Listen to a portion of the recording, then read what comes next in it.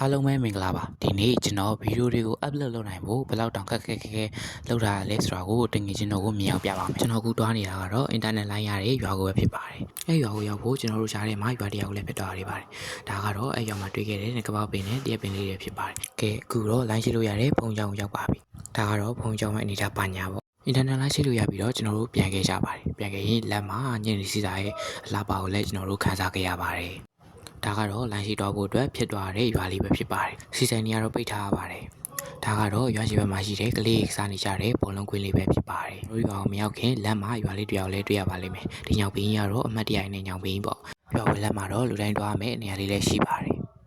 လမ်းခွာရှိတဲ့နဲ့ဘေးလမ်းကိုရွေးမယ်ဆိုပြီးကျွန်တော်တော့ကြိုက်တဲ့လမ်းကိုရွေးခဲ့လိုက်ပါတယ်လမ်းမြင်နေရတဲ့အနီရောင်မုံဝါကတော့ကျွန်တော်ရွာရဲ့ပုံချောင်းလေးပဲဖြစ်ပါတယ်အိမ်ကိုပြောက်ပြီဆိုတော့ညစာအတွက်ပြင်ဆင်ပါတော့မယ်ရတာရှိလာတဲ့စတားရွှေလေးရှိဖို့အတွက်တွန်းလေးကိုကျွန်တော်ပါလေးလိထားပေးလိုက်ပြီးတော့ဗန်းထဲမှာထည့်ထားပေးလိုက်ပါမယ်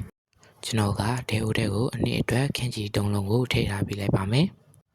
ခင်းကြီးတဲ့ကိုနနွင်းရဲ့စားရဲ့ဟင်းခတ်မုံရဲ့စီးရောင်တရင်ထည့်ပြီးတော့ကျွန်တော်ကခင်းကြီးလေးကိုလုံးပေးထားလိုက်ပါမယ်ကျွန်တော်ကခင်းကြီးလေးကိုအနည်းအနေထားလိုချင်တာဖြစ်တဲ့အတွက်ရေးထည့်ပြီးတော့ကျွန်တော်ကခင်းကြီးလေးကိုပြန်ပြီးတော့အုပ်ထားပေးလိုက်ပါမယ်ခင်းရင်လေးတွေလည်းကြေတလောက်နီးပါးဖြစ်သွားပြီဖြစ်တဲ့အတွက်ကျွန်တော်ကကြက်တုံးလေးထည့်ပြီးတော့မွေးပေးလိုက်ပါမယ်ဟင်းရင်အတွက်ကျွန်တော်အိုးလက်ရတဲ့ရှင်မှာကျွန်တော်လုံးဝကိုအားလေးတွားခဲ့ရပါတယ်အဲ့ဒါကဘာလို့လဲဆိုတော့ဒီမှာပါဂျိုးတူတွားခဲ့လို့ပဲဖြစ်ပါတယ်ဒါနဲ့ရရမြဖက်ဆဲမဲဟဲ့ဆိုပြီးတော့အိုးတွေကိုပြောင်းပြီးကျွန်တော်ချက်လိုက်ပါ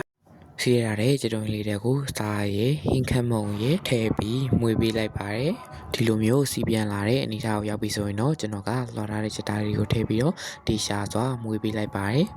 နောက်ပြီးအဆက်ရတာအတွက်ထောင်းထားတဲ့ငြိုတီမုံလေးတွေကိုထည့်ပေးလိုက်ပါမယ်။ငြိုတီမုံထည့်ပြီးပြီဆိုတော့ကျွန်တော်ကအဆက်ရတာလေးနှက်ဆက်သွားအောင်ဒီရှာလေးမှွေပေးလိုက်ပါတယ်။ကဲကြက်တုံစီပြိုင်းလေးရတာပြီဆိုရင်တော့ဟင်းအတွက်ကျွန်တော်ကဟင်းအိုးတွေကိုရီထည့်ပြီးတော့လုံထားတဲ့ချက်သားလေးထည့်ပြီးတော့ပုတ်ပွက်ဆူလာတဲ့အထိကျွန်တော်ပြုတ်ပေးလိုက်ပါမယ်။ပုတ်ပွက်ဆူလာပြီဆိုရင်တော့ကိုလိုချင်တဲ့ ingredient တွေကိုထည့်လို့ရပါတယ်။ကျွန်တော်ကတော့ချင်းကြာဆန်တို့နှစ်တော့ကိုထည့်ပြုတ်ပြီးတော့အပေါ်ကပင်စိမ်းကြီးကိုအုပ်ပေးလိုက်ပါတယ်။ရတာရှိတဲ့ကြာဆန်ဆွပြုတ်လေးလည်းရပါပြီ။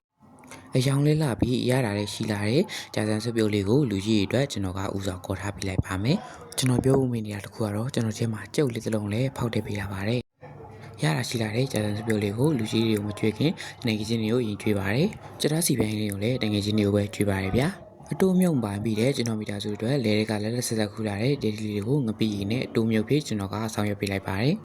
ဟင်းချက်ရတာမဟုတ်ပါနဲ့ကိုရဲ့ချက်ကျွေးတဲ့အရာလေးကိုစားနေသူတွေကမြင်းချက်စားနေတာမြင်ရင်ကျွန်တော်ကတော့ရင်ထဲမှာပြီးတစ်မျိုးကိုရလိုက်လို့ပါပဲခင်ဗျာအစားကောင်းသလိုစားရရင်ကိုချရတဲ့မိသားစုတွေကိုတတိရတယ်ဆိုတာကတော့လုံးဝကိုမှန်ကန်တဲ့စကားလေးတစ်ခုပဲဖြစ်ပါတယ်ကျွန်တော်ရဲ့ daily blog လေးတွေကိုကြည့်ကြအားပေးဖို့အတွက် like and follow လေးလုပ်ထားပေးဖို့လည်းကျွန်တော်ကတောင်းဆိုပါရခင်ဗျာ bye bye